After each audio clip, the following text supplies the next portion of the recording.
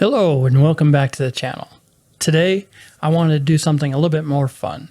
So what I'm going to do is I'm going to go over my top 10 Final Fantasy characters of all time. And I created each one within Midjourney just to stay in character with this channel. Now Final Fantasy, for those of you who are unfamiliar with it, is a Japanese style role-playing game that has over 16 different entries. So there's a lot of Final Fantasies going on. From Fantasy 16 is about to come out, hopefully sometime within the next few months. In honor of that, I wanted to put together a Final Fantasy top 10 list of my all-time favorite characters. If you want to create these characters on your own, stick around to the end because I'm going to be sharing the prompts that I used to generate these characters. So let's get into this. At number 10, there's Squall from Final Fantasy VIII. This guy was an angsty little protagonist that kind of grew on me over time. This was back in Final Fantasy VIII days, so the graphics weren't that great, but Midjourney certainly stepped up to the bat and made a fairly decent image that I'm sure Squall would be very proud of. At number 9, we have Lightning from Final Fantasy XIII. Now, I really wasn't a huge fan of Final Fantasy XIII. I thought it was kind of formulaic and kind of boring, but Lightning definitely made the episode worth playing. I think I must play through it at least 2 times just so I could see Lightning's story unfold throughout the game. That's one of the things I love about Final Fantasy is that they always have great stories attached to them, at least most of the time. Final Fantasy XIII was probably one of the lesser games in the series. And then at number 8, we have Balthier from Final Fantasy XII. This guy was an NPC, but he believed he was the main character. And to boot, he was a cocky space pirate. And honestly, who doesn't love a cocky space pirate?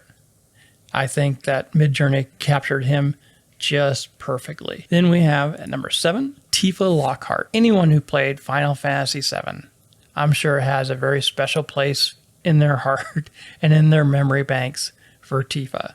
She was one of these characters who started off as weak and innocent and over the arc of the game grew into a character to be reckoned with. Everyone has a special place, at least everyone I know has a special place for Tifa. If you don't like Tifa, let me know down in the comments. Then number 6 is Alaran from Final Fantasy X. He was a great tough guy / philosopher who led the story along, and his backstory was a little tragic, which makes you understand his character a little bit more as you go through the story.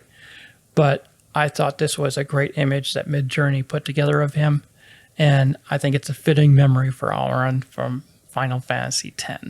Now we're getting to the top 5. And at number 5, we have Sephiroth from Final Fantasy VII.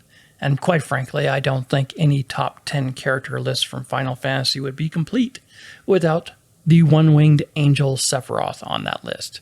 He was the bad guy that you absolutely got to love throughout the game. I really liked him. I think that Midjourney did an incredible image of him, and I think of all the images that were generated, this is probably one of my favorites. Coming in at number 4, there's Yuna from Final Fantasy X. She was another character who started off as a weak, fragile, and completely unconfident character to become one of the most powerful characters, I think, in Final Fantasy altogether, at least on the good guy side.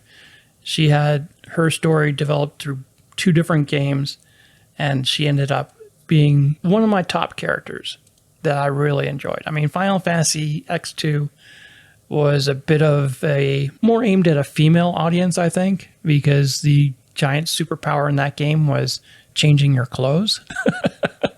Who had the better fashion won, but it was still a fun story, and I thoroughly enjoyed it. Probably had one of the best songs in that game that I've ever heard in any Final Fantasy game. Then at number 3, we have Kefka from Final Fantasy VI. This guy was probably the best villain in any game. And the reason why is because all these villains come up with these grandiose ideas of how they're going to take over the world, and Kefka actually pulled it off. He's kind of a jokerish kind of character, but he managed to get his plans to fruition, which kind of made me like him all the more.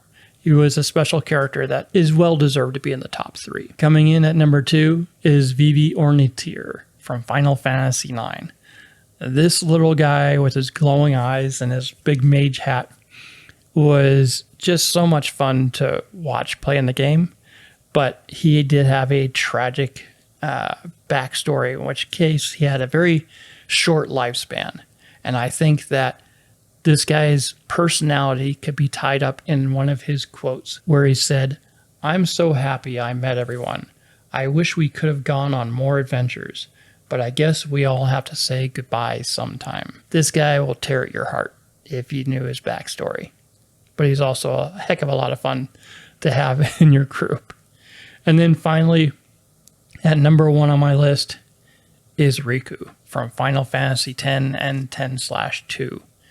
Riku was just a big ball of energy that was always positive, was always caring about others. I mean, it was very clear that she cared more about other people than she cared about herself. If you were her friend, there is nothing she wouldn't do for you. And she earned a very special place, not only in my Final Fantasy top 10, but in my favorite characters of all time throughout all video games. She's probably still my number 1. And as a fun little side story, when my wife was pregnant with one of our children, I secretly hoped that she would give birth to a girl, just so I could name her Riku. Those are my top 10. And now, as I promised, let's get into the prompts that I used to create these images. The prompts I used were full body pose, Final Fantasy, insert the number. So if it was Final Fantasy 9, put a 9 there. If it was 10, put a 10 there. Insert character name from Final Fantasy, insert number. So Riku from Final Fantasy 10. Extreme detail, photograph, award-winning image. And then I have a few negatives here of no frame and no black and white. Though I did use black and white for the Sephiroth photo because I thought that black and white fit Sephiroth better than a color image. In any case, I hope you all enjoyed that. If you have anyone that you think should have been on the top 10 that wasn't there, please feel free to leave them down in the comments. And as always, I wish you all a fantastic day. Have a great one, everyone. Bye-bye.